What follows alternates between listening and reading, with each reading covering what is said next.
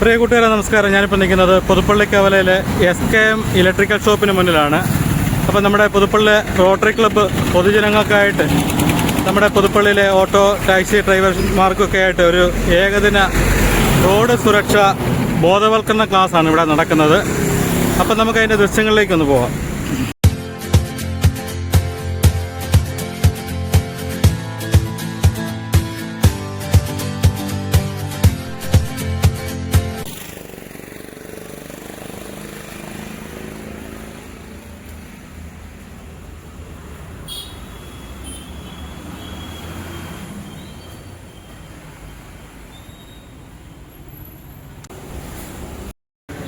ഇതാണ് പുതുപ്പള്ളി റോട്ടറി ക്ലബിൻ്റെ ഓഫീസ്. അപ്പോൾ ഇവിടെ ഈ ക്ലാസ് നയിക്കുന്നത് ശ്രീ റോഷൻ സാമുവലാണ്. കോട്ടയം ജില്ലാ മോട്ടോർ വാഹന വകുപ്പ് വെഹിക്കിൾ ഇൻസ്പെക്ടറാണ്. അപ്പോൾ നമുക്ക് ആ ക്ലാസ്സും കാഴ്ചകളൊക്കെ ഒന്ന് കാണാം.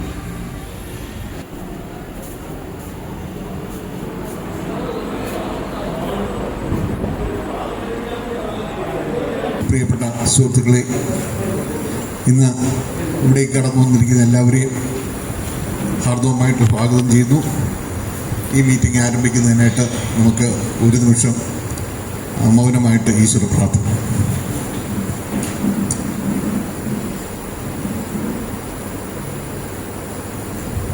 Thank you. സ്വാഗത പ്രസംഗത്തിനായി റോട്ടറിയൻ ജിനോ കെ പോളിനെ ക്ഷണിച്ചുകൊള്ളുന്നു. ഇന്നത്തെ ഈ യോഗത്തിൻ്റെ അധ്യക്ഷൻ പുതുപ്പള്ളി റോട്ടറി ക്ലബിൻ്റെ പ്രസിഡന്റ് ശ്രീ കുര്യമുനു സാറ്, നമ്മുടെ ഇന്നത്തെ ഈ ക്ലാസ് ഉദ്ഘാടനം ചെയ്യുന്ന പുതുപ്പള്ളി ഗ്രാമപഞ്ചായത്തിൻ്റെ പ്രിയപ്പെട്ട vice president Shri Pramod Kuriakose, motor വാഹന വകുപ്പ് Kottayam vehicle inspector Shri Roshan Samuel sir, പ്രിയമുള്ള സുഹൃത്തുക്കളെ, റോട്ടറി സഹോദരങ്ങൾ, റോട്ടറിയുടെ ആഭിമുഖ്യത്തിൽ ഇന്ന് മോട്ടോർ വാഹന വകുപ്പുമായി സഹകരിച്ചുകൊണ്ടൊരു ഏകദിന റോഡ് സുരക്ഷ സംബന്ധമായ ക്ലാസ്സാണ് ഇന്ന് ഇവിടെ അറേഞ്ച് ചെയ്തിരിക്കുന്നത്. നമുക്കറിയാം, നമ്മുടെ സമൂഹത്തിന് ഏറ്റവും കൂടുതൽ വിലപ്പെട്ട സംഭാവനകൾ നൽകിക്കൊണ്ടിരിക്കുന്ന വ്യക്തികളാണ് ഓട്ടോ ടാക്സി ഡ്രൈവേഴ്സ്. ഓരോ സ്ഥലങ്ങളിലെയും പ്രത്യേകിച്ച് ജംഗ്ഷനുകളിലെ അവരുടെ ഒക്കെ പ്രവർത്തനങ്ങൾ സമൂഹം എന്നും വിലമതിക്കുന്നതാണ്. അതുപോലെ തന്നെ നമുക്കറിയാം, ഈ കാലഘട്ടം എന്ന് പറയുന്നത് അപകടങ്ങൾ ധാരാളമായിട്ടുണ്ടാകുന്നു. ആ കാര്യങ്ങളിൽ ഈ പ്രിയപ്പെട്ട ഈ ഓട്ടോ ടാക്സി പ്രവർത്തകർ അവരുടെ സഹകരണം ഉണ്ടെങ്കിൽ മാത്രമേ നമ്മുടെ സമൂഹത്തിൽ കൂടുതലായിട്ട് നല്ല പ്രവർത്തനം ഉണ്ടാകുകയുള്ളൂ. അതുകൊണ്ട് തന്നെയാണ് റോട്ടറി ഈ ഒരു കാര്യത്തിൽ മുൻകൈ എടുത്ത് ഇത്തരം ഒരു ക്ലാസ് ക്രമീകരിക്കുന്നത്. പുതുപ്പള്ളി റോട്ടറി ക്ലബ്ബ് എന്ന് പറയുന്നത് കാലാകാലങ്ങളായി സാമൂഹിക പ്രതിബദ്ധതയോടുകൂടിയുള്ള ഇത്തരം ധാരാളം കാര്യങ്ങൾ ചെയ്തു വരികയാണ്. ഈ ഒരു മാസത്തിനുള്ളിൽ തന്നെ എടുത്തു പറയത്തക്ക രീതി മൂന്നാമത്തെ ഒരു പ്രോഗ്രാമാണിത്. നമ്മുടെ ബസ് ബേക്കറിയുടെ സൈഡിൽ ഒരു വാട്ടർ കൂളർ ഏകദേശം 50,000 രൂപയായി നമ്മളൊരു 7 വർഷമായിട്ട് പ്രവർത്തിച്ചു വന്നിരുന്നതാണ്. അത് പെട്ടെന്നത് കേടാകുകയും ഉടനെ തന്നെ പുതിയ ഒരു വാട്ടർ കൂളർ അവിടെ വെച്ചു. സമൂഹത്തിലെ എല്ലാ രീതിയിലുള്ള ആളുകൾക്ക് അത് എന്നും പ്രയോജനകരമായി പുതുപ്പള്ളി കവലയിൽ തണുത്ത വെള്ളം യഥേഷ്ടം ലഭിക്കുന്ന രീതിയിലേക്ക് അത് മാറിയിട്ടുണ്ട്. അതുപോലെ തന്നെ നമ്മുടെ പുതുപ്പള്ളിയിലെ PS സെൻ്ററിൽ അവിടെ ഒരു വാഷിംഗ് മെഷീൻ ആവശ്യമാണെന്ന് പറഞ്ഞ് അവിടെ തുണി അവരുടെ ഈ ബെഡ്ഷീറ്റൊക്കെ കഴുകാൻ വേണമെന്ന് പറഞ്ഞ് പെട്ടെന്ന് തന്നെ നമ്മൾ ആ കാര്യങ്ങൾ ചെയ്തു. ഇത് കഴിഞ്ഞ 2 ആഴ്ചക്കുള്ളിൽ നടന്ന കാര്യങ്ങളാണ്. അതുപോലെയാണ് ഇതുപോലെ ഒരു ക്ലാസ് നമ്മുടെ വളരെ നല്ല രീതിയിൽ സാമൂഹിക പ്രതിബദ്ധതയോടുകൂടി നാട്ടിലെ ഓരോരോ ആവശ്യങ്ങൾ കണ്ടറിഞ്ഞ രീതിയിലുള്ള പ്രവർത്തനങ്ങളിലാണ് റോട്ടറി എന്നും മുൻകൈയിട്ട് പ്രവർത്തിക്കുന്നത്. എന്തായാലും വളരെ സന്തോഷമുണ്ട് ഇത്രയേറെ ആളുകളോട് വരികയും ഈ ക്ലാസ്സിൽ സംബന്ധിക്കാൻ വന്നതിൽ സന്തോഷം അറിയിക്കുന്നു. ഈ യോഗത്തിൻ്റെ അധ്യക്ഷൻ പുതുപ്പള്ളി റോട്ടറി ക്ലബിൻ്റെ president Shri കുര്യമുനു sir, Puthuppally Rotary club എന്ന് പറയുന്നത് ഏകദേശം 200 അടുത്ത് ഉള്ള കോട്ടയം, ആലപ്പുഴ, പത്തനംതിട്ട, തിരുവനന്തപുരം, കൊല്ലം ജില്ലകളിലെ ഏകദേശം 200 പരം ക്ലബ്ബുകളിലെ ഒരു 5 സ്റ്റാർ ലെവലിലുള്ള ഏറ്റവും മികച്ച ഒരു ക്ലബ്ബാണ്. ഈ കാണുന്ന ഈ അവാർഡുകളും ട്രോഫികളും എല്ലാം ധാരാളമായി വാങ്ങിക്കൂട്ടിക്കൊണ്ടിരിക്കുന്ന ഒരു ക്ലബ്ബാണ്. ഇവിടെ ഏകദേശം 55 പേര് അംഗങ്ങളായിട്ടുണ്ട്. പ്രിയപ്പെട്ട ഉമ്മൻചാണ്ടി സാറ് ഓണററി മെമ്പറായിരുന്നു. പ്രിയപ്പെട്ട MLA ചാണ്ടി ഉമ്മൻ ഇപ്പോൾ ഓണററി മെമ്പറായി തുടരുകയാണ്. ഈ ക്ലബിനെ ഏറ്റവും നല്ല രീതിയിൽ നയിച്ചുകൊണ്ടിരിക്കുക പ്രിയപ്പെട്ട കുഞ്ഞുമുണ്ണി സാറ്. അദ്ദേഹത്തെ വളരെ സന്തോഷപൂർവ്വം ഈ യോഗത്തിലേക്ക് സ്വാഗതം ചെയ്യുക. നമ്മുടെ ഇന്നത്തെ ഈ ക്ലാസ് ഉദ്ഘാടനം ചെയ്യുന്ന നമ്മുടെ പ്രിയപ്പെട്ട panchayat vice president Shri Pramod Kuriakose sir. Panchayat ഇപ്പോൾ മാലിന്യമുക്തമായിരിക്കുകയാണ്. അതിൻ്റെ കാര്യങ്ങളിലെല്ലാം ഏറ്റവും കൂടുതൽ ചുക്കാൻ പിടിച്ചതാണ് പ്രിയപ്പെട്ട വൈസ് പ്രസിഡന്റ്. പ്രിയപ്പെട്ട ഈ ക്ലാസ് പങ്കെടുക്കുന്ന ഓരോരുത്തരോടും എനിക്കൊരു കാര്യം കൂടി അഭ്യർത്ഥിക്കാനുള്ളത്, നമ്മുടെ നാട് മാലിന്യമുക്തമായി പ്രഖ്യാപിച്ചു കഴിഞ്ഞു. എന്നാൽ ഇനി ഇത് കണ്ടിന്യൂ ചെയ്യുക എന്നുള്ളതാണ് അത്യാവശ്യം. ഇതുപോലെ തന്നെ ഇത് തുടരണമെന്നുണ്ടെങ്കിൽ പ്രിയപ്പെട്ട നിങ്ങളുടെ ഓരോരുത്തരുടെയും സഹകരണം അതാത് ജംഗ്ഷനുകളിൽ ആവശ്യമാണ്. ഇപ്പം ഞാൻ പണ്ട് ഓർക്കുന്ന ഒരു വിദേശത്ത് പോയപ്പോൾ ഒരു മൊട്ടായിയുടെ പേപ്പർ നമ്മുടെ കൂടെ പോയ ഒരാൾ വഴിയിലിട്ടതാണ്. അന്നേരം അവിടെ അത് ശ്രീലങ്കയിലായിരുന്നു. അവിടുത്തെ ഓട്ടോക്കാർ പറഞ്ഞു അത് എടുക്കാൻ പറ്റും. പിള്ളേരാണെന്ന് പറയാതെ പക്ഷേ അവരെടുത്ത് പോക്കറ്റിലിട്ടു. വിദേശങ്ങളിൽ നിന്ന് ഇവിടെ വരുന്നവരും ഒരു മുട്ടായുടെ പേപ്പർ പോലും അവർ വെളിയിടുകയില്ല, അവർ കഴിച്ചിട്ട് അത് പോക്കറ്റിലിട്ടു. അപ്പം ഈ ഒരു മാതൃക നിങ്ങൾക്ക് പറഞ്ഞു കൊടുക്കാം. അങ്ങനെയുള്ള കാര്യങ്ങൾ നിങ്ങൾ ശ്രദ്ധ ചെലുത്തണം. നമുക്ക് ഇപ്പം ഈ പ്രഖ്യാപനം കഴിഞ്ഞ് ഈ മാലിന്യമുക്ത പുതുപ്പള്ളിയായി ഇത് തുടരുവാൻ നിങ്ങളുടെ ഓരോരുത്തരുടെ സഹായം അഭ്യർത്ഥിക്കുന്നു. ഈ നമ്മുടെ ഇന്നത്തെ ഈ ക്ലാസ് ഉദ്ഘാടനം ചെയ്യുന്ന പ്രിയപ്പെട്ട വൈസ് പ്രസിഡന്റ് പ്രമോദ് കുര്യാക്കോസിനെ സന്തോഷപൂർവ്വം ഈ യോഗത്തിലേക്ക് സ്വാഗതം ചെയ്യുന്നു. നമ്മുടെ ഇന്നത്തെ ക്ലാസ് നയിക്കുന്നത് മോട്ടോർ വാഹന വകുപ്പിലെ വെഹിക്കിൾ ഇൻസ്പെക്ടർ ശ്രീ റോഷൻ സാമുലാണ്. നമ്മുടെ പാറാട്ട് ആശുപത്രിയുമായിട്ട് സഹകരിച്ച് ഒരു ക്ലാസ് നടത്തിയിട്ടുണ്ടായി. അന്നും പ്രിയപ്പെട്ട സാറ് പങ്കെടുത്താണ്. അന്നാണ് പറഞ്ഞത് പുതുപ്പള്ളിയിലെ ഓട്ടോ ടാക്സി ഡ്രൈവേഴ്സിനായിട്ട് നിങ്ങളൊരു ക്ലാസ് സംഘടിപ്പിക്കണമെന്ന് പറഞ്ഞു. എന്തായാലും വളരെ കൃത്യമായി ഈ പരിപാടി അദ്ദേഹം നല്ല തിരക്കുള്ള വ്യക്തിയാണെങ്കിലും ഇന്ന് ഇതിനുവേണ്ടി സമയം കണ്ടെത്തി ഇവിടെ എത്തി ഈ ക്ലാസ് നയിക്കാൻ തയ്യാറായിരിക്കുകയാണ്. വളരെ സന്തോഷപൂർവ്വം റോഷൻ സാറിനെ ഈ യോഗത്തിലേക്ക് സ്വാഗതം ചെയ്യുന്നു. അതുപോലെ നമ്മുടെ ഇന്നത്തെ ഈ ക്ലാസ്സിലേക്ക് കടന്നു വന്ന പ്രിയപ്പെട്ട ഓട്ടോ ടാക്സി പ്രവർത്തകരായ എല്ലാവരെയും അതുപോലെ റോട്ടറിയിലെ സുഹൃത്തുക്കളെയും സന്തോഷപൂർവ്വം സ്വാഗതം ചെയ്തുകൊണ്ട് എൻ്റെ വാക്കുകൾ നിർത്തുന്നു. നന്ദി, നമസ്കാരം. വേദിയിലിരിക്കുന്ന വിശിഷ്ട വ്യക്തികളെ, പ്രിയപ്പെട്ട സുഹൃത്തുക്കളെ, കഴിഞ്ഞ വർഷം സെപ്റ്റംബർ 7-ാം തീയതി നമ്മുടെ ഇവിടെയുള്ള പഞ്ചായത്തിൻ്റെ ഹാളിൽ വെച്ച് ഞങ്ങളൊരു പ്രത്യേകിച്ച് ഒരു പരിപാടി നടത്തിയിരുന്നു. അതെന്താണെന്ന് ചോദിച്ചാൽ കേന്ദ്ര ഗവൺമെൻറ്റിൻ്റെ സഹായത്തോടെ ഈ അംഗവൈകല്യം വന്നിരിക്കുന്നവർക്കുള്ള സഹായങ്ങൾ എന്ന് പറയുന്ന സഹായ ഉപകരണങ്ങൾ, ഈ കാലില്ലാത്തവർക്ക് കുത്തി നടക്കാനുള്ള ഇത്, വീൽ ചെയർ, ചെവി വെക്കാൻ മേലാത്തവർക്ക്, ഇതൊക്കെ ഞങ്ങൾ സൗജന്യമായിട്ട് കൊടുക്കുകയുണ്ട്. അത് വലിയ വിജയകരമായി തീർന്ന ഒരു പരിപാടിയായിരുന്നു. അങ്ങനെ ഞങ്ങൾ അന്വേഷിച്ച് പോയപ്പോഴത് നമ്മുടെ അടുത്ത് ഈ വാകത്താനത്ത് ഒരു വീട്ടിൽ ചെന്നപ്പോൾ 14 വർഷമായിട്ട് ബെഡ് റിഡനായിട്ട് ഒരു കട്ടിലിൽ കിടക്കുന്ന ഒരു വ്യക്തിയെ കാണാനിടയായി. അദ്ദേഹത്തിന് ചലനമറ്റ് അങ്ങനെ കിടക്കുകയാണ്. അദ്ദേഹത്തിനൊരു വീൽ ചെയർ കൊടുക്കാനായിട്ടാണ് ഞങ്ങളവിടെ പോയത്. അവിടെ ആ കഥ കേട്ടപ്പോൾ എനിക്ക് വളരെ സങ്കടം തോന്നി. അയാൾ ദുബായിൽ ടാക്സി ഡ്രൈവറായിരുന്നു എന്നാണ് എൻ്റെ ഓർമ്മ. അവിടെ ദുബായിൽ അങ്ങനെ ടാക്സി ഡ്രൈവറായിരുന്നു. അവിടെ വെച്ചൊരു അപകടം ഉണ്ടായി. ആ അപകടത്തിൽ വെച്ച് ഇങ്ങനെ എല്ലാ ചലനവും ചലനശേഷിയും ജീവനൊഴിച്ച് ബാക്കി തലയ്ക്ക് മാത്രം ബോധമുണ്ടെന്ന് എന്നാലും സംസാരിക്കാൻ കഴിയില്ല. അങ്ങനെ കിടക്കുക 14 വർഷമായി. പക്ഷെങ്കിൽ അതിൻ്റെ പ്രധാനമായ സംഗതി, ഈ അപകടം ഉണ്ടാകുമ്പോൾ ഒരു റെഡ് ലൈറ്റ് സിഗ്നൽ കട്ട് ചെയ്ത് അദ്ദേഹം മുന്നോട്ട് പോയപ്പോഴാണ് ഈ സംഭവം ഉണ്ടായത്. ആ ഒരൊറ്റ കാരണം കൊണ്ട് ഒരു 5 പൈസയുടെ ഒരു സഹായമോ 5 പൈസയുടെ അവിടെ ഇൻഷുറൻസോ യാതൊന്നും ആ മനുഷ്യന് കിട്ടിയില്ല. വെറും ഒരു ജീവച്ഛവമായിട്ട് ഇവിടെ വീട്ടിൽ കൊണ്ടുവന്ന് കിടപ്പുണ്ട്. 14 വർഷമായി ഇപ്പോഴും ജീവിക്കുന്നു. ഞങ്ങൾ അവർക്ക് പോയി നല്ല ഫെസിലിറ്റി ഉള്ള ഒരു വീൽ ചെയർ കൊടുക്കുവാൻ സാധിച്ചു. അതുകൊണ്ടിപ്പം ആ വീട്ടുകാരെ പുള്ളിക്കാരനെ തള്ളിക്കൊണ്ട് എവിടെയൊക്കെ പോകുന്നുള്ളതുകൊണ്ട് ഇന്നലെ ഞങ്ങൾ ആ കാര്യങ്ങൾ ചർച്ച ചെയ്തായിരുന്നു. അപ്പം ഞാൻ പറഞ്ഞു വന്നത്, അന്ന് ഞങ്ങളിങ്ങനെ ഓർത്തതാണ്, ഞങ്ങളുടെ മനസ്സിൽ കൂടെ പോയതാണ് ഇതുപോലൊരു നല്ല ഇതിനെ പറ്റിയുള്ള ഒരു അവബോധം കൊടുക്കാനുള്ള ക്ലാസ്സുകൾ നമ്മൾ സംഘടിപ്പിക്കണമെന്ന്. അത് നമ്മുടെ ജിനുവിൻ്റെ പ്രത്യേകമായ താല്പര്യം മൂലം ഇപ്പം നമുക്കെടുത്ത് നമുക്കിത് സാധിച്ചിരിക്കുകയാണ്. ഏറ്റവും പ്രയോജനകരമായി തീരും.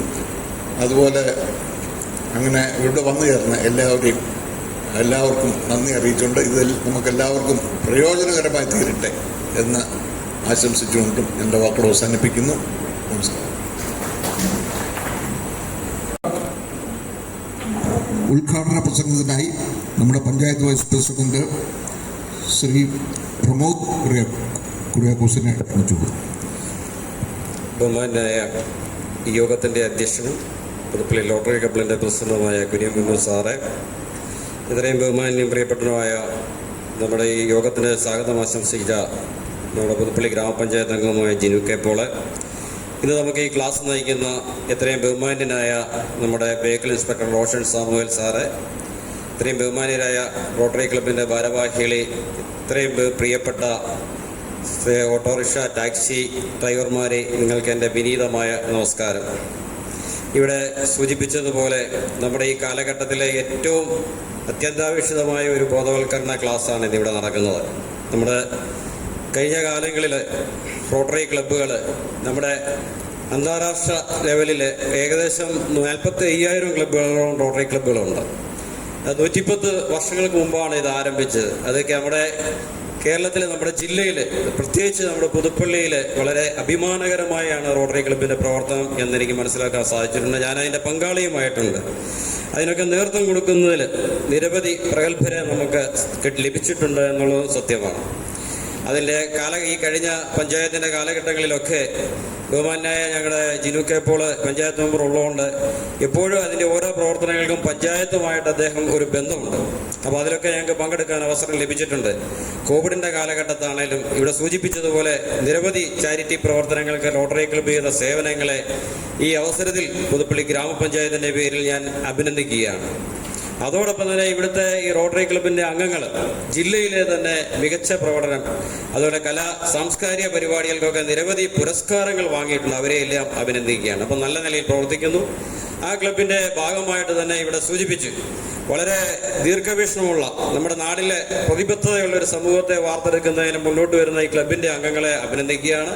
അവരുടെ ദീർഘവീക്ഷണത്തിന്റെ ഭാഗമായിട്ടാണ് ഇതുപോലെ ജിനു കെ പോളൊക്കെ ഇവിടെ സൂചിപ്പിച്ചതുപോലെ ഒരു ബോധവൽക്കരണ ക്ലാസ് ഇവിടെ നടത്തുന്നത്. നമുക്കറിയാം, ഇന്നത്തെ നമ്മുടെ വർത്തമാന പത്രത്തിനകത്താണെങ്കിലും കഴിഞ്ഞ വർഷം തന്നെ നമ്മുടെ കേരളത്തിൽ ഏകദേശം 4,800 ചില്ലുവാനം അപകടങ്ങൾ ഉണ്ടായിട്ടുണ്ട്. അതിൽ 3,846 മരണങ്ങൾ രേഖപ്പെടുത്തിയിട്ടുണ്ട്. അങ്ങനെ നിരവധി നമ്മുടെ അന്താരാഷ്ട്ര നിലവാരത്തിലൊക്കെ റോഡുകൾ, ഹൈവേകളൊക്കെ നമ്മൾ പൂർത്തീകരിച്ചുകൊണ്ടിരിക്കുകയാണെങ്കിലും വളരെ പരിമിതിയുള്ള ഒരു സംസ്ഥാനമാണ് നമ്മുടെ.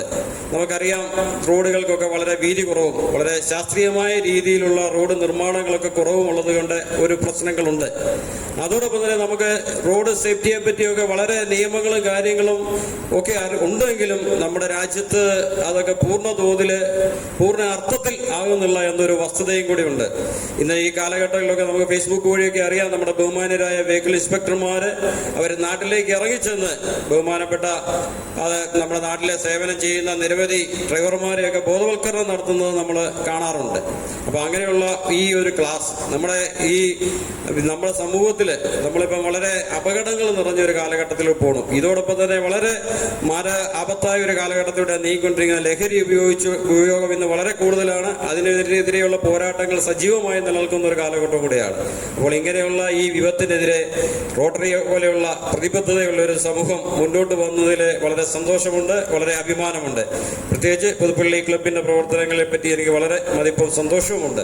അപ്പോൾ നിങ്ങളെല്ലാവരും ഇതിനകത്ത് പങ്കാളികളായാലും വളരെ സന്തോഷമുണ്ട്. നിങ്ങൾ ഇത്രയും പേര് ഇവിടെ എത്തിച്ചേർന്നതിൽ നിങ്ങളെ എല്ലാവരെയും ഞാൻ അഭിനന്ദിക്കുകയാണ്. നമുക്കിന്ന് ലഭിക്കുന്ന ഈ ക്ലാസ് നമ്മുടെ ജീവിതത്തിൽ, നമ്മുടെ മുന്നോട്ടുള്ള ജോലിയിലൊക്കെ വളരെ പ്രയോജനപ്പെടും. അത് മറ്റുള്ളവരെയൊക്കെ ഇവിടെ ബോധ്യപ്പെടുത്തുന്നതിനും സമൂഹത്തിലൊരു മാതൃകാപരമായി നമ്മൾ തന്നെ നമ്മുടെ വണ്ടികൾ ഓടിച്ച് ബഹുമാന്യരായ ഈ ഓട്ടോറിക്ഷ സുഹൃത്തുക്കൾ അവർ ചെയ്യുന്ന സേവനങ്ങൾ വളരെ വലുതാണ്. നമുക്ക് പരിചയമില്ലാത്ത ഒരു സിറ്റിയിൽ നമ്മൾ പോകുമ്പോൾ നമുക്ക് അറിയപ്പെടാത്ത മേഖലകളിലൊക്കെ എത്തിച്ചേരുന്നതിൽ അവർ നൽകുന്ന സേവനങ്ങൾ, നമ്മളെ ഒരു ഓട്ടോറിക്ഷ സമരമുള്ളൊരു ദിവസങ്ങളിൽ നമ്മൾ ചില സിറ്റിയിൽ ചെന്ന് കഴിഞ്ഞാൽ കുടുങ്ങിപ്പോകും. അപ്പോൾ നിങ്ങൾ ചെയ്യുന്ന വളരെ സേവനം, നിങ്ങളുടെ ജീവിതവൃത്തിയോടനുബന്ധിച്ച് തന്നെ സമൂഹത്തിന് ചെയ്യുന്ന സേവനവും വളരെ വിലപ്പെട്ടതാണ്. പക്ഷെ അത് സമൂഹത്തിന് പ്രയോജനകരമായ രീതിയിൽ നമ്മുടെ നാട്ടിലെ അപകടങ്ങളൊക്കെ കുറയ്ക്കുന്നതിന് വേണ്ടി, നമ്മുടെ നാട്ടിലെ നിയമങ്ങൾ അനുശാസിക്കുന്നതിന് വേണ്ടിയൊക്കെയുള്ള ഒരു ക്ലാസ്സായി ഇത് മാറട്ടെ. ഈ ക്ലാസ്സിലൂടെ എത്തിച്ചേർന്നിരിക്കുന്ന ബഹുമാന വെഹിക്കിൾ ഇൻസ്പെക്ടറെ പ്രത്യേകിച്ച് അഭിനന്ദിക്കുന്നു. ഇത് ഇങ്ങനെ ഒരു വളരെ നല്ല ഒരു പരിപാടി സംഘടിപ്പിച്ച റോട്ടറി ക്ലബിനെ ഒരിക്കൽ കൂടി അഭിനന്ദിച്ചുകൊണ്ട് നിങ്ങളുടെ എല്ലാം അനുമതിയോടുകൂടെ ഈ പരിപാടിയുടെ ഔപചാരികമായ ഉദ്ഘാടനം നിർവഹിച്ചായി പ്രഖ്യാപിക്കുന്നു. നന്ദി, നമസ്കാരം, ജയ് ഹിന്ദ്. ഇൻസ്പെക്ടർ ശ്രീ റോഷൻ സാമുവലിനെ ക്ഷണിക്കുന്നു.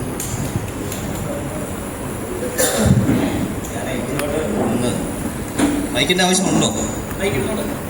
മൈക്കിരുന്നോ? ഞാനും താഴെ ഇരുന്നത് ഇടയിലേക്ക് വന്നാണ്. അപ്പോൾ എല്ലാവർക്കും നമസ്കാരം. ഞാൻ 10:30 സമയം പറഞ്ഞത്. ഞാൻ 5 മിനിറ്റ് ലേറ്റായി. അധികം ആൾക്കാരും കണ്ടില്ല. എങ്കിലും പിന്നെ അതിനുശേഷം ഇത്രയും ആൾക്കാരിവിടെ പങ്കെടുത്തു. ഞാൻ വളരെയധികം സന്തോഷം അഭിനന്ദിക്കുന്നത്. നിങ്ങളുടെ തിരക്കിട്ട സമയമാണ് അല്ലേ? പൈസയൊക്കെ നഷ്ടപ്പെടുത്തിയാണ് വന്നിരിക്കുന്നത് അല്ലേ? അവിടെ ഈ സമയത്ത് ഇത് കേൾക്കുന്നതിന് ഒരാളോട് ഓടിയില്ലെങ്കിൽ ചിലപ്പോൾ കുറച്ച് പൈസ ഒക്കെ ഉണ്ടാക്കി വീട്ടിലെ കാര്യങ്ങളൊക്കെ നോക്കാറുണ്ട്. ബട്ട് എന്നിരുന്നാലും ഞാൻ പറഞ്ഞില്ല, ഇത് ഞാൻ അവിടെ ഹോസ്പിറ്റലിൽ ക്ലാസ് നടത്തുമ്പോഴാണ് ജിനു സാറിനെ പരിചയപ്പെടുന്നതും. എന്നോട് പറഞ്ഞു, നന്നായി പറഞ്ഞൊരു ക്ലാസ് നിങ്ങൾക്ക് അറേഞ്ച് ചെയ്യണമെന്ന് പറഞ്ഞു. അപ്പോൾ ഞാൻ പറഞ്ഞു എപ്പോഴാണെന്ന് വെച്ചാൽ പറഞ്ഞാൽ മതി. എനിക്ക് സമയം ഉദ്ദേശിച്ചു. ഇവിടെ എന്ന് പറയുന്നത് വളരെ തിരക്കുള്ള ഒരു ഓഫീസാണ്, കോട്ടയം പാർട്ടി ഓഫീസ് എന്ന് പറഞ്ഞാൽ. ഞങ്ങൾ 3 വെഹിക്കിൾ ഇൻസ്പെക്ടേഴ്സേ ഉള്ളൂ. ഒരു 5 പേരെങ്കിലും ഉണ്ടെങ്കിലേ ഓടിപ്പെടുന്ന പരിപാടിയിലേക്ക് പോകത്തുള്ളൂ. കുറേ സമയങ്ങളൊക്കെ വർക്ക് ചെയ്യേണ്ടി വരുന്നു, അധികമായിട്ട് വർക്ക് ചെയ്യേണ്ടി വരും. ഞാൻ ഇന്നലെ 1:30 കിടന്നത്, അതുകൊണ്ട് ഞാൻ കഴിച്ച താമസിച്ച് സമയം കളയാതെ നമുക്ക് കുറച്ച് നല്ല കാര്യങ്ങൾ, കുറച്ച് അവയർനെസ് നമുക്ക് കൊടുത്ത് തുടങ്ങി നിൽക്കാവുന്നതായി. അപ്പോൾ എൻ്റെ പേര് പറഞ്ഞ് കേട്ടായിരിക്കും റോഷൻ. എൻ്റെ ക്ലാസ് കേട്ടവരാരെങ്കിലും കൊണ്ടുവരുന്നത് കുറച്ച് പേരൊക്കെ ഉണ്ടെന്നു അല്ലേ? അപ്പോൾ ചിലപ്പോൾ ആവർത്തന വിരസതയൊക്കെ ഉണ്ടാകാം, നമുക്കത് സഹിക്കും. ഞാനെന്ന് പറഞ്ഞാൽ ഞാൻ പറയുന്നത് നമ്മൾ ഒരു തവണ കൂടെ കേൾക്കുമ്പോൾ ചിലപ്പോൾ അത് നമ്മുടെ ആഴത്തിലൊക്കെ പറിച്ചു നിൽക്കാം. അത് ചിലപ്പോൾ ആ ഒരു വാക്കായിരിക്കും നിങ്ങളുടെ ജീവിതത്തെ രക്ഷിക്കുന്നത്. അപ്പോൾ ഞാൻ പറയുന്നത്, ഞാൻ ഇവിടെ ക്ലാസ് എടുക്കണമെന്ന് പറഞ്ഞാൽ സമയം സാഹചര്യത്തിൽ ഞാൻ പോകാറുണ്ട്. ഞാൻ ഒരിക്കലും അധ്യാപകനല്ല. ഞാനൊരു ഡൈവേർട്ട് ചെയ്താണ് ഞാൻ ഈ ഡിപ്പാർട്ട്മെൻറ്റിലേക്ക് വന്നത്. മീൻസ് എൻ്റെ അച്ഛൻ മരിച്ചാണ് ഞാൻ ഈ ഡിപ്പാർട്ട്മെൻറ്റിൽ വന്നത്. ഡൈവാർട്ടസ് എന്നത് ഞാൻ 20 വയസ്സിൽ ഒന്നും അറിയാത്തതായിരുന്നു, സർക്കാർ ഉദ്യോഗസ്ഥനായിരുന്നു. അപ്പോൾ ഞാൻ രണ്ടിക്കാർക്കാരാണ് ജോലി ചെയ്തത്. അതിനുശേഷം എൻ്റെ സഹപ്രവർത്തകരായ യൂണിഫോം ഓഫീസേഴ്സിനെ കണ്ടപ്പോൾ എനിക്കൊരു യൂണിഫോം ഓഫീസറാകണമെന്നുള്ള ആഗ്രഹത്തിൽ ഞാൻ കുറേ വൈകിയാണ് 2006 ഓട്ടോമൊബൈൽ എഞ്ചിനീയർ പഠിക്കാൻ പോകുന്നത്. 2011 അസിസ്റ്റന്റ് ഓട്ടോമൊബൈൽ പദവിയും പിടിക്കുകയാണ് ഞാൻ ജോലി ചെയ്തത്. അതിനുശേഷം എൻ്റെ സ്വന്തം നാട്ടിൽ പത്തനംതിട്ട, എൻ്റെ കോട്ടയത്തിൽ പോകുന്നില്ല. വീണ്ടും തിരിച്ച് സ്വന്തം നാട്ടിൽ പത്തനംതിട്ടയിൽ പോകുന്നില്ല. അതിനുശേഷം ഇപ്പോൾ 2 കൊല്ലമായി ഇൻഡസ്ട്രി ഭാര്യയിട്ടുണ്ടാകുന്നില്ല. ഓക്കെ, അപ്പോൾ നമ്മൾ ക്ലാസ്സിലേക്ക് ഇപ്പോൾ നമുക്കൊരു ഡ്രൈവർ, ഞാൻ പറഞ്ഞില്ല, ലേഡേഴ്സിന് ക്ലാസ് എടുക്കുന്നതിൻ്റെ ആ ബേസിൽ തന്നെ തുടങ്ങും. ബാക്കി നമുക്ക് അങ്ങോട്ടും കുറച്ച് സംസാരിച്ച് നമുക്ക് ഒരു കാര്യത്തിലെത്തി പോകണം. ഇതൊരു പ്രയോജനമുള്ള ഒരു ക്ലാസ്സായിട്ട് തീർക്കും. നിങ്ങൾ ഇത്ര മെനക്കെട്ടുണ്ടെങ്കിൽ നിങ്ങൾക്ക് അതിൻ്റെ പ്രയോജനം ഉണ്ടായിരിക്കും. അതാണ് എൻ്റെ ലക്ഷ്യം. അപ്പോൾ നിങ്ങളെല്ലാവരും ഞാൻ പറയുന്നത് കേട്ടുകൊണ്ടൊന്നും നന്നാകുമെന്നൊന്നും ഞാൻ വിശ്വസിക്കുന്നില്ല.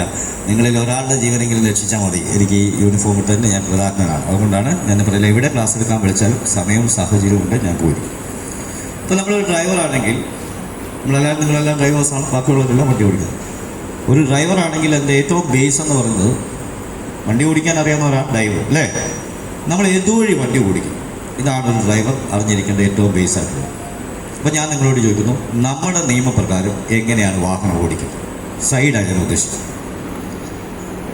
ഇവിടെ കുറച്ച് റെസ്പോണ്ട് ചെയ്യണം, എന്നാലും എനിക്ക് ക്ലാസ് എടുക്കാൻ എനർജി ഉണ്ടാകത്തുള്ളൂ. അതായത് മരണ വീട്ടിൽ പോയി ശവടൊക്കെ ഇരിക്കുന്നതൊക്കെ ഇരിക്കുക, എന്നെ എങ്ങനെ കുഴിച്ചിട്ടാൽ മതി എന്നാണ് ചിന്ത തോന്നുന്നു അല്ലേ? അപ്പോൾ നിങ്ങളെല്ലാം ഡ്രൈവേഴ്സാണ്. നിങ്ങളോട് ഞാൻ ചോദിക്കുന്നത്, നമ്മുടെ നിയമപ്രകാരം എങ്ങനെയാണ് വാഹനം ഓടിക്കുന്നത്? ഇടത്തെ സൈഡിൽ കൂടെ ആണോ? എല്ലാവരും അങ്ങനെയാണോ പറഞ്ഞത്? ഇപ്പോൾ ഇവിടെ വെച്ച് നിർത്തിക്കോണം. ദൈവം സാറിൻ്റെ സൈഡ് വല്ലതും മാറ്റി പറയാനാണ് ഉദ്ദേശിച്ചത്. ഇത്രയും നാളും ഓടിച്ചു പോയി ഇടതുവശത്തൂടെ. നാളെ മുതൽ നിങ്ങളോട് ഒരാൾ ചോദിക്കുക, നമ്മുടെ നിയമപ്രകാരം എങ്ങനെയാണ് വാഹനം ഓടിക്കേണ്ടതെന്ന് ചോദിച്ചാൽ മറുപടി എന്ന് പറഞ്ഞാൽ ഇടതുവശം ചേർന്ന്. ആ ചേർന്നു എന്നൊരു വാക്ക് അവിടെ very very importance. Always keep left എന്ന്, ലെഫ്റ്റ് കീപ്പ് ചെയ്ത് ഓടിക്കാനാണ് നമ്മുടെ നിയമം പറയുന്നത്. അപ്പോൾ നമ്മൾക്ക് ഇത്ര നാൾ വണ്ടി ഓടിച്ചപ്പോൾ എന്തായിരുന്നു എന്ത് ചെയ്തതെന്ന് നമ്മൾക്ക് സ്വയം ഒന്ന് ചിന്തിക്കണം. അതിനുവേണ്ടി ഞാൻ പറയാം. അപ്പോൾ നമ്മുടെ നിയമപ്രകാരം ഫസ്റ്റായിട്ട് അറിഞ്ഞിരിക്കുന്ന ഡ്രൈവർ അറിഞ്ഞിരിക്കുന്ന ആദ്യത്തെ ഇതാണ് ഇതുവഴി വണ്ടി ഓടിക്കും അല്ലേ? ഡ്രൈവർ വണ്ടി ഓടിക്കാൻ പഠിച്ചിരുന്നു ഡ്രൈവറാണ്. അപ്പോൾ ഇതുവഴി വണ്ടി ഓടിക്കും. നാളെ മുതലുള്ളവരോട് ചോദിച്ചാൽ ഇതുവഴി പറയും ഇടതുവശം ചേർന്ന് ഓൾവേസ് കീപ് ലെഫ്റ്റ് ആണ്. അപ്പോൾ നമ്മൾ ഇതുവഴി നടക്കും, റോഡിൽ ഇതുവഴി നടക്കും. വലതുവശം ചേരട്ടെ നോട്ടെ. എന്തുകൊണ്ടാണ് പറയുന്നത് വലതുവശം ചേർന്ന് നടക്കണമെന്ന്? പ്രത്യേകിച്ച് കാരണങ്ങളുണ്ടോ? ഇല്ല, പറയാൻ കാരണങ്ങളുണ്ടോ? ഞാൻ സ്കൂളിലെല്ലാം ക്ലാസ് എടുക്കാൻ പോകും, 4ാം ക്ലാസ് 5ാം ക്ലാസ് കുട്ടികളെന്ന് പറഞ്ഞാൽ നിഷ്കളങ്കരാണ്. അതുകൊണ്ട് തന്നെ അവരുടെ വായിൽ നിന്ന് വരുന്ന വാക്കുകൾ നിഷ്കളങ്കതയിൽ നിന്നുള്ളതായിരിക്കും. നമുക്കൊക്കെ കേട്ട ചിരി വരും, പക്ഷേ സത്യം അതിൽ ഒളിഞ്ഞു കിടപ്പുണ്ട്. ഞാൻ അവരോട് ചോദിക്കും, എന്തുകൊണ്ടാണ് കുട്ടികൾ നമ്മൾ ഈ വലതുവശം ചേർന്ന് നടക്കണമെന്ന് ചോദിക്കുമ്പോൾ അവരോട് പറയുന്ന വാക്ക്, അതെ സാറേ പുറകെ കണ്ണില്ലാത്തതുകൊണ്ടാണ്. ഇല്ലേ, സത്യമല്ലേ ഇത്? നമ്മളെ ഇടതുവശത്തോടെ നടന്നാൽ നമ്മളെ സമീപിക്കുന്ന വണ്ടി എഴുതി വന്ന് പുറകിൽ നിന്നാണ് വരുന്നത്, കാണാൻ പറ്റുമോ നമുക്ക്? അതിനാണ് നിങ്ങൾ വലതുവശം ചേർന്ന് നടക്കണമെന്ന് പറഞ്ഞു. മനസ്സിലായോ? അപ്പോൾ ഇത്രയും നാൾ നിങ്ങൾ ഇത് ശ്രദ്ധിച്ചിരുന്നുണ്ടാവില്ല. പക്ഷേ ഇന്നു മുതൽ നിങ്ങൾ റോഡിൽ നടക്കുമ്പോൾ എപ്പോഴും വലതുവശം ചേർന്ന് നടക്കാൻ ശീലിക്കുക. നിങ്ങളുടെ കുട്ടികളൊക്കെ ഉണ്ട്, അവരെയൊക്കെ സ്കൂളിലൊക്കെ പോകുന്ന കുട്ടികളൊക്കെ ഉണ്ടാവും, അവരെയൊക്കെ ഇന്ന് മുതലേ വലതുവശം ചേർന്ന് നടക്കാൻ ശീലിപ്പിക്കുക. മനസ്സിലായോ? നിങ്ങളുടെ കുട്ടികൾക്ക് അപകടം ഉണ്ടാകും, നിങ്ങൾക്ക് ഉണ്ടാകുന്നില്ല അല്ലേ? സോ അപ്പോൾ എൻ്റെ ലൈഫ് അവരൊക്കെ നടന്നുള്ളൂ. നമ്മൾ ബേസിക്കാണ് ഇടതുവശം ചേർന്ന് വാഹനം ഓടിക്കുന്നു, വലതുവശം ചേർന്ന് നടക്കുന്നു. ഈ നടക്കുന്ന കാര്യം എത്ര ശക്തമായിട്ട് ഇന്ന് മുതൽ നിങ്ങൾ മാറ്റണമെന്ന് പറയാനുള്ള കാര്യമില്ല. മോട്ടോർ കണക്കെടുത്തപ്പോൾ 100 പേര് റോഡിൽ മരണപ്പെടുമ്പോൾ അതിൽ 30 പേര് കാൽനടയാത്രക്കാരാണെന്ന് കണ്ടെത്തി. 100 പേരുടെ ജീവൻ റോഡിൽ പൊലിയുമ്പോൾ അതിൽ 30 പേര് കാൽനടയാത്രക്കാർ. ഇതിനെ വീണ്ടും റിയലൈസ് ചെയ്ത് നോക്കി, ഒന്നുകൂടെ ഒന്ന് പഠിച്ചു നോക്കി. അപ്പം കണ്ടത് ഇതിൽ 90% ആൾക്കാരും ഇടതുവശത്തൂടെ നടന്നവരായിരുന്നു. അന്ന് അതേ ദിവസം അവർക്ക് അപകടമുണ്ടായ ദിവസം അവർ വലതുവശത്തൂടെ നടന്നിരുന്നെങ്കിൽ ഇന്നും അവർക്കിവിടെ ജീവിച്ചിരിക്കാമെന്ന് ചിന്തിക്കുക. ഇതിനു വേണ്ടിയാണ് ഞാൻ പറഞ്ഞത്. നമ്മൾ ഇതിലത്രയും ഞാൻ ശ്രദ്ധിച്ചിരുന്നില്ല, ഇനി നമുക്ക്. അപ്പോൾ ഇനി ലെഫ്റ്റ് കീപ്പ് ചെയ്യുന്നതിനെ കുറിച്ച് നോക്കാം അല്ലേ? Always keep left. എന്തുകൊണ്ടാണ് ലെഫ്റ്റ് കീപ്പ് ചെയ്തുകൊണ്ട്? നമുക്ക് റോഡിൽ സ്ഥിരം സംഭവിക്കുന്നത്, പ്രത്യേകിച്ച് നിങ്ങൾ റോഡിൽ ഡെയിലി വണ്ടി ഓടിക്കുന്നത്, നിങ്ങൾക്ക് സ്ഥിരം സംഭവിക്കുന്നതാണ്, ഇനി സംഭവിക്കാൻ ചാൻസ് ഉണ്ട്. ഇതൊക്കെ മാറ്റാൻ വേണ്ടിയാണ് ഞാൻ പറഞ്ഞത്. നമ്മൾ ചില സമയങ്ങളിൽ ഇത് ഒരു ഇൻസിഡൻ്റാണ് ഞാൻ പറഞ്ഞത്, റോഡിൽ സ്ഥിരം നടക്കുന്ന ഇൻസിഡൻ്റാണ്. ഇതിൽ 2 പേര് കുറ്റക്കാരാണ്. പക്ഷേ ഇതിൻ്റെ പ്രധാന കുറ്റക്കാരാണെന്ന് നിങ്ങൾ എന്നോട് പറഞ്ഞതാണ്. ദാറ്റ്സ് മീൻസ് അതായത് ഇതിൻ്റെ ലെഫ്റ്റ് കീപ്പ് ചെയ്യുന്നതിനെ കുറിച്ചാണ്. നമ്മൾ ചില സമയത്ത് ഒരു കാർ ഇങ്ങനെ ഓടിച്ചു പോകുന്ന സമയത്ത് ഇടതുവശത്തുള്ള ഒരു ബൈക്ക് വന്ന് മുമ്പേന്ന് കയറി പോകുന്നതാണ്. അനുഭവപ്പെട്ടിട്ടുണ്ടോ? ഇപ്പോഴത്തെ കൂടിയ ബൈക്ക് എന്ന് പറഞ്ഞാൽ ഡ്യൂക്ക് എന്ന് പറഞ്ഞൊരു ബൈക്ക് കേട്ടിട്ടുണ്ടോ? ഡ്യൂക്ക്. ഇതിന് മേളെ വണ്ടികളൊക്കെ ഉണ്ട്, ആൾറെഡി BMW ബൈക്കുകളൊക്കെ ഉണ്ട്. പക്ഷേ ഇപ്പോൾ പിള്ളേരുടെ ഫ്രണ്ടഡായിട്ട് നിൽക്കുന്ന ബൈക്ക് എന്ന് പറയുന്നത് ഡ്യൂക്ക് എന്നാണ്. ഇതിൻ്റെ പ്രത്യേകത എന്താ പറയുക? പെട്ടെന്ന് പോകുന്നവർ പെട്ടെന്ന് പോകുമെന്ന് പറഞ്ഞു. അതിൻ്റെ ഹിസ്റ്ററി തന്നെ പറയണം. ആദ്യം 100 ബൈക്ക് എടുത്തതിൽ 50 രജിസ്റ്റേർഡ് ഓണേഴ്സ് ജീവിച്ചിരിപ്പില്ല എന്നതിൻ്റെ ഹിസ്റ്ററി ഉണ്ട്. ആദ്യത്തെ 100 ബൈക്കിൽ 50 പേര് ജീവിച്ചിരിക്കും. അപ്പോൾ അതൊന്നും അതിനകത്ത് ടോപ്പിക്കും. അപ്പോൾ നമ്മളിങ്ങനെ കാർ ഓടിച്ച് പോകുന്ന സമയത്ത് ഇടതുവശത്തോടെ ഒരു ബൈക്കുകാരൻ വന്ന് മുമ്പേന്ന് കയറി പോകും. നമ്മൾ ഇങ്ങോട്ട് നോക്കുമ്പോൾ എന്താ കാണുന്നത്? കുറച്ച് പുക മാത്രം കൊടുക്കണം അല്ലേ? അന്നേരം അവനൊരു 100-150 മീറ്റർ മുന്നിൽ എത്തിയിട്ടുണ്ടാവും. ഉടനെ നമ്മൾ നെഞ്ചത്ത് കൈ വെച്ചിട്ട് അവൻ്റെ വീട്ടിലിരിക്കുന്ന മാതാപിതാക്കളെയൊക്കെ ഒന്ന് സ്മരിക്കും അല്ലേ? എന്ത് നല്ല പയ്യനാണോ പോകുന്നത്, ആരാണോ അവൻ്റെ അച്ഛനോ ആരാണോ അവൻ്റെ അമ്മയും അല്ലേ? സത്യത്തിൽ ഈ ഇൻസിഡന്റ് പ്രധാന കുറ്റക്കാരൻ കാറുകാരനാണ് ബൈക്കുകാരനാണ്. ഈ ഇൻസിഡന്റ് പ്രധാന കുറ്റക്കാരൻ കാറുകാരനാണ് ബൈക്കുകാരനാണ്. എന്തുകൊണ്ട്? അയാൾ ലെഫ്റ്റ് കീപ്പ് ചെയ്തില്ല എന്നുള്ളൂ. അയാൾ ലെഫ്റ്റ് കീപ്പ് ചെയ്തിട്ട് ഓടിച്ചിട്ട് വണ്ടി അത് കയറുമോ? ഇല്ല. അതിനല്ല നിർബന്ധം ആളുകൾ കണ്ടത്തിക്കൂടെ പറമ്പിക്കൂടെ വന്ന് കയറേണ്ടി വരും അല്ലേ? അപ്പം അതിനാണ് നമ്മൾ ലെഫ്റ്റ് കീപ്പ് ചെയ്ത് വണ്ടി ഓടിക്കുന്നതിന് പറഞ്ഞു വരും.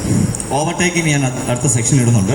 എങ്കിലും ഈ സ്ഥലത്ത് വന്നിട്ട് ഈ ഓവർടേക്കിനെ കുറിച്ച് പറഞ്ഞതുകൊണ്ട് ഞാനിവിടെ ഒരു ഇതിനെക്കുറിച്ചൊന്ന് ഇത് ചെയ്യാം. ഇന്ന് സ്ത്രീകൾ ഉൾപ്പെടെയാണ്. ഇപ്പം സ്ത്രീകളാകില്ല ഒരാളുടെ പാഠം മാത്രമേ ഉള്ളൂ. ധാരാളം ആൾക്കാർ കൊണ്ടെത്തിക്കാൻ ചോദിച്ചപ്പോൾ പിള്ളേർ എന്നോട് കൂട്ടത്തോട് പറഞ്ഞ വാക്കായിട്ട് ഞാൻ തന്നെ ചിരിച്ചു ചോദിച്ചു. ചിരിച്ചവിടെ നിന്ന് എന്തായിരുന്നു അറിയാം? അതെ സാറേ, മെഡിക്കൽ കോളേജിൻ്റെ 4ാമത്തെ നിലയിൽ കൊണ്ടെത്തിക്കുമെന്ന്. അങ്ങനെ വല്ലതും ആണോ? ഇവിടുത്തെ മെഡിക്കൽ കോളേജിൻ്റെ 4ാമത്തെ നിലയിലാണോ? ഞാൻ താമസിയാതെ തീരുമാനം എടുക്കുന്നുണ്ട്. വൺസ് ഇൻ എ മന്ത് ഇവിടുന്ന് പോകുന്നതിന് മുണ്ടായാലും മാസത്തിലൊരിക്കൽ ഇവിടുത്തെ ആശുപത്രികളിലൊക്കെ ആക്സിഡന്റ് ഉണ്ടായി കിടക്കുന്നവരൊക്കെ ഒന്ന് കാണാൻ വരാൻ ഞാൻ ആഗ്രഹിക്കുന്നു. ഇതിനകത്തങ്ങനെ ഇരിക്കുന്ന ഒരു തലയെങ്കിലും അവിടെ കണ്ടാൽ ആ ട്രിപ്പ് എടുത്ത സ്റ്റാൻഡ് ഉണ്ടല്ലോ, അതെടുത്ത് വെച്ച് മറ്റേ കാലിന് ഞാൻ അടിച്ച പൊടിക്കും. അങ്ങനത്തെ പരിപാടി ചെയ്യാൻ പോകും. ഭീഷണിപ്പെടുത്താൻ ഭീതിപ്പെടുത്തുന്നതല്ല, നിങ്ങൾക്കൊന്നും ഒരു അപകടം ഉണ്ടാകാതിരിക്കട്ടെ എന്നുള്ള ആഗ്രഹത്തിൽ ഞാൻ പറഞ്ഞു പോയതാണ്. അപ്പം ഇനി മദ്യവെച്ച് വാഹനം ഓടിച്ചാൽ കുഴപ്പം എന്താണെന്ന് നോക്കാം അല്ലേ? ഈ മദ്യവെച്ച് കഴിഞ്ഞാൽ നമ്മൾ ഇത് തലച്ചോറിൻ്റെ പ്രവർത്തനങ്ങളെ മന്ദീഭവിപ്പിക്കുകയാണ്. മനസ്സിലായി? അതായത് സ്ലോ ആകും. സോ ഡിസിഷൻ മേക്കിംഗ് ടൈം കൂടും. നമുക്കൊരു തീരുമാനമെടുക്കാൻ കാലതാമസം വരും. ഇതാണ് എൻ്റെ മെയിൻ പ്രശ്നം. ഒന്നാമത് കാഴ്ചയ്ക്ക് തന്നെ പ്രശ്നം വരും, ഡിസബിലിറ്റി. 50 മീറ്റർ മുന്നിൽ ഒരു കുട്ടി നിൽക്കുന്നു, നോർമലായിട്ട് ഓടിച്ചു വരുന്ന കൃത്യമായിട്ട് കുട്ടിയെ കണ്ടിരിക്കും അല്ലേ? ഇനി ചെറുതായിട്ടൊക്കെ കഴിച്ചിട്ടുണ്ടെങ്കിൽ കണ്ണൊക്കെ ചിമ്മി എന്ന് നോക്കണം, അവിടെ കുട്ടി ഉണ്ടോ അല്ലേ? അടിച്ച് പൂക്കുട്ടിയാണെങ്കിലോ തലയൊക്കെ താട്ടി കുറഞ്ഞ് നോക്കേണ്ടി വരും അല്ലേ? നമ്മൾ ടിവിയിലും സീരിയലും ഒക്കെ സിനിമയിലും ഒക്കെ കണ്ടിട്ടുണ്ട്. അടിച്ച് പൂക്കുറ്റിയായിട്ട് വീട്ടിൽ ചെന്ന് കോണിപ്പല്ല് അടിക്കും. ഭാര്യ വന്ന് കഥ തുറന്നു വരും. അത് പോലെ തന്നെ ഭാര്യ ഒന്ന് നോക്കിയിട്ട് ഒന്നും കൂടെ ഒന്ന് കുറഞ്ഞ് നോക്കും അല്ലേ? എന്താ സ്വന്തം ഭാര്യയാണോ മുന്നിൽ നിൽക്കുന്നത്, സ്വന്തം വീട്ടിലോട്ടാണോ കയറാൻ പോകുന്നത് അല്ലെ? അടി വാർച്ചിൽ വരും അല്ലേ? എന്ന് പറഞ്ഞാൽ വിസബിലിറ്റിക്ക് പ്രോബ്ലം വരും. പിന്നെ ഡിസിഷൻ എടുക്കാൻ പോവാ, ബ്രേക്ക് ചവിട്ടണമെന്ന് തീരുമാനിക്കുന്നു. നോർമലായിട്ടുള്ള തീരുമാനിക്കുന്നതിനേക്കാളും താമസം വരും. മദ്യവെച്ചിട്ട് ബ്രേക്ക് ചവിട്ടണമെന്ന് തീരുമാനിക്കാൻ തന്നെ ബ്രേക്ക് പെടാൻ ചവിട്ടി അമർത്തുന്നു. നോർമലായിട്ടുള്ള ചവിട്ടി താക്കുന്നതിനേക്കാൾ ടൈം എടുക്കും മദ്യവെച്ചിട്ടാക്കി ബ്രേക്ക് പെടാൻ ചവിട്ടി താക്കാൻ. 50 മീറ്റർ മുന്നിൽ നിൽക്കുന്ന കുട്ടിയെ നോർമലായിട്ടുള്ള സേവ് ചെയ്യുന്നുണ്ടെങ്കിൽ മറ്റേ അവനൊരു 50 മീറ്റർ കൂടെ കൊണ്ടുപോയി. മനസ്സിലായോ? അതുകൊണ്ട് മദ്യവെച്ച് വാഹനം ഓടിക്കാൻ പാടില്ല. മദ്യവെച്ച് വാഹനം ഓടിച്ചാൽ ശിക്ഷ എന്ത് ചെയ്യും? ധാരാളം ആൾക്കാർ ഓടിക്കുന്നുണ്ട്. ശിക്ഷ വല്ലതും ഉണ്ടോ പറയാമോ? ഹെൽമെറ്റിലെ 500 രൂപ, സീറ്റ് ബെൽറ്റിലെ ഞാൻ പഠിപ്പിച്ച മാത്രമല്ല, സീറ്റ് ബെൽറ്റിലെ 500 രൂപ, ഇൻഷുറൻസ് ഞാൻ മുമ്പേ പറഞ്ഞു. ഇനി ഇത് മൊബൈൽ ഫോൺ യൂസ് ചെയ്താൽ 2000 രൂപ 1 മാസം ലൈസൻസ് സസ്പെൻഷനാണ്. അത് സൂക്ഷിച്ചോളാം. മദ്യവെച്ച് വാഹനം ഓടിച്ചാലുള്ള ശിക്ഷ എന്തോ? പൈസ അടയ്ക്കണോ? പൈസ അടയ്ക്കണോ? അതാണ് 10,000 രൂപ. പോയിട്ടുണ്ടോ അതെങ്കിലും? ഓട്ടെ, കുഴപ്പമില്ല. 10,000 രൂപ പിഴയും 3 മാസം തടവുമെന്നാണ്. 10,000 രൂപ പിഴ, പിന്നെ 3 മാസം തടവ്. വേണം ഇത് രണ്ടും കൂടെ കൊടുക്കാം. ജഡ്ജിക്ക് അതിനുള്ള പവറൊക്കെ ഉണ്ട്. ജഡ്ജിക്ക് അതിന് ഡെസിഗ്നേഷൻ പവറുണ്ട്. നമ്മൾ കേസ് നടക്കുന്ന സമയത്ത് ഭാര്യ പോയി കരഞ്ഞു പറഞ്ഞു, എൻ്റെ ദൈവമേ, എൻ്റെ ജഡ്ജിയമാനെ ഇയാളെ കൊണ്ട് എനിക്ക് ഒരു സൗകര്യവും ഇല്ല. വീട്ടിൽ വന്നാൽ എന്നെ എടുത്തിട്ട് ഇടിക്കും, വണ്ടി എടുത്തോണ്ട് റോഡിലോട്ട് പോയാൽ നാട്ടുകാരെ ഇടിക്കും. കിടന്നോ, ഒരു 3 മാസം അകത്ത് കിടന്നോ, ഒരു 10,000 രൂപ അടച്ചോളാം പറഞ്ഞ് ജഡ്ജിക്ക് എഴുതി വെക്കാം. ഇനി അതിന് കൂടുതൽ ഇപ്പം ഇന്ന് രാവിലെ എന്നെ ഒരാൾ വിളിച്ച് എൻ്റെ ക്ലാസ്സിൽ വന്ന് കേട്ട് ലൈസൻസ് സസ്പെൻഷനിൽ പോയപ്പോൾ ക്ലാസ് കേൾക്കണം. ഇതിപ്പോൾ എവിടെയാണെന്ന് പറയാം, എടപ്പാളം എന്ന് പറയുന്ന സ്ഥലത്താണ്, മലപ്പുറത്ത് ഞങ്ങളുടെ ട്രെയിനിങ് സെൻ്റർ ഉണ്ട്. അവിടെ പോകണം. 5,000 രൂപ 5 ദിവസത്തെ ക്ലാസ്സിന്. പിന്നെ ഫുഡ് ആൻഡ് അക്കോമഡേഷൻ വേറെ പൈസ.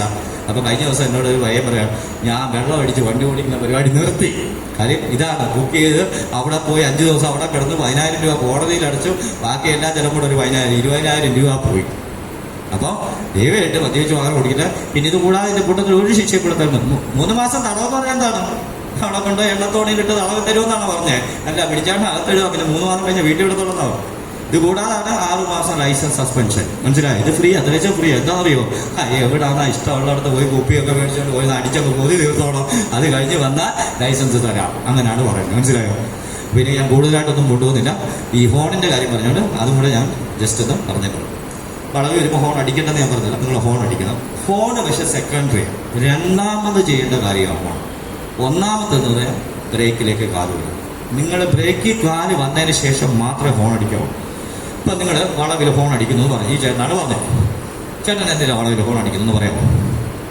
ചേട്ടൻ വളവിൽ ഹോൺ അടിക്കുന്നത് എന്തിനാന്ന് പറഞ്ഞു. ഓപ്പോസിറ്റ് ഒരു വണ്ടി വരുവാണെങ്കിൽ താങ്കളുടെ വണ്ടി വരുന്നുണ്ടോ എന്ന് താങ്കൾ അടിക്കുന്ന ഹോണടി കേട്ട് അവർ മനസ്സിലാക്കണം. ആണോ? ഇവിടെ കേൾവി ശക്തി അവിടെ വളരെ ഇമ്പോർട്ടൻ്റാണ് അല്ലേ? കേൾവി ശക്തി വളരെ ഇമ്പോർട്ടൻ്റ്. എതിരെ വരുന്ന ഡ്രൈവറിനെ കേൾക്കത്തില്ലെങ്കിലും ചേട്ടൻ ഇരുന്ന് ഹോണടിച്ചിട്ട് കാര്യമുണ്ടോ?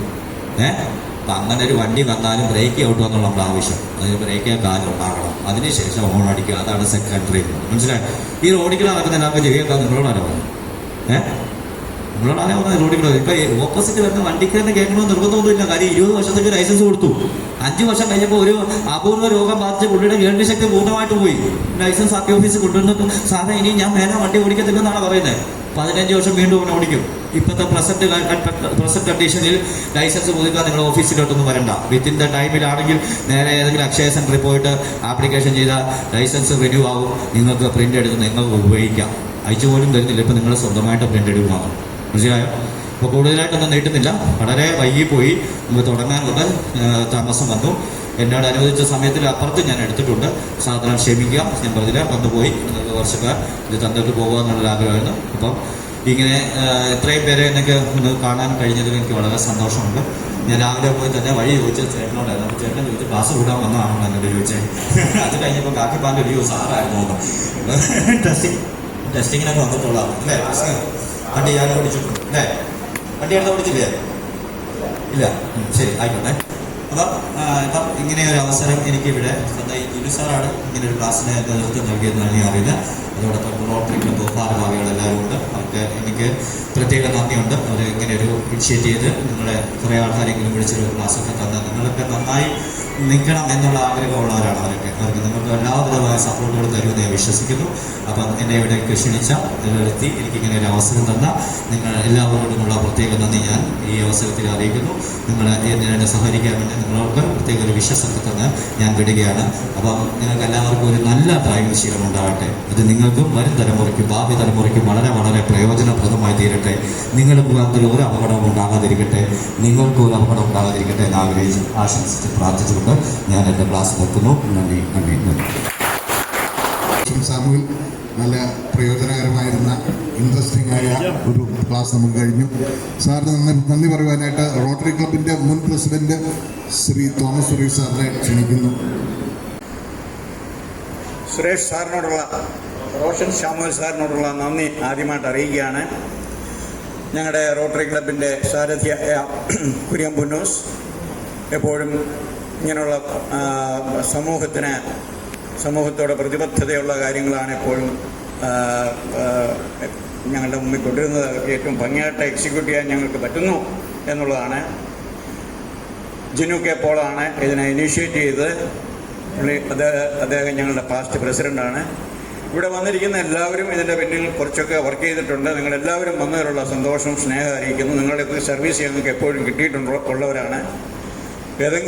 എവിടെയെങ്കിലുമൊക്കെ വെച്ച് നിങ്ങളുടെ സർവീസ് ഞങ്ങൾ ഉപയോഗിച്ചിട്ടുണ്ട്. പുതുപ്പള്ളിയിലെ ഡ്രൈവേഴ്സ് അല്ലെങ്കിൽ പുതുപ്പള്ളിക്കാരെക്കുറിച്ച് പറയുമ്പോൾ ശരിക്കും വേണ്ട വിധം എങ്ങനെ വണ്ടി ഉപയോഗിക്കണം, ഒരാവശ്യം വരുമ്പോൾ സഹായത്തിന് അവർക്ക് ഉണ്ട് എന്നൊക്കെയുള്ളതാണ് എൻ്റെ ഒരു ചെറിയ എക്സ്പീരിയൻസ് വെച്ച് ഞാൻ പറയുന്നത്. ഒരു അപകടം വന്നാൽ കുറ്റപ്പെടുത്താനല്ല പോകുമ്പോൾ ആദ്യമേ നമുക്ക് ആശുപത്രിയിൽ കൊണ്ടുപോകുക എന്നുള്ളതാണ് ചെയ്യേണ്ടതെന്ന് ഞാൻ മനസ്സിലാക്കുന്നു. ആ കാര്യങ്ങളിലൊക്കെ എല്ലാവരും ഈ കഴിഞ്ഞ ദിവസം ഉണ്ടായ എൻ്റെ ഒരു അപകടത്തിൽ നാട്ടുകാരും അടുത്തുള്ള ഡ്രൈവേഴ്സൊക്കെ വന്ന് ആശുപത്രി കൊണ്ടുപോകാനൊക്കെ എന്നെ സഹായിച്ചു. ഞാൻ കൊണ്ടുപോയെങ്കിൽ പോലും വളരെ കോപ്പറേറ്റീവായിട്ട് അവർ നിന്നു. ഞാൻ എൻ്റെ വാക്കുകളെ നീട്ടുന്നില്ല, സമയമില്ലല്ലോ. നിങ്ങളെല്ലാവരും വന്നതിനുള്ള നന്ദി ആദ്യമായിട്ട് വീണ്ടും അറിയിച്ചുകൊണ്ട് കുര്യൻ പുന്നൂസറോടും സാറിനോടും ഒക്കെയുള്ള നന്ദി പറഞ്ഞുകൊണ്ട് ഞാൻ എൻ്റെ വാക്കുകളെ ഉപസംഹരിക്കുന്നു. നന്ദി, നമസ്കാരം. റോട്ടേറിയൻ തോമസ് വർഗീസ് മീറ്റിംഗ് അവസാനിച്ചതായി പ്രഖ്യാപിക്കുന്നു.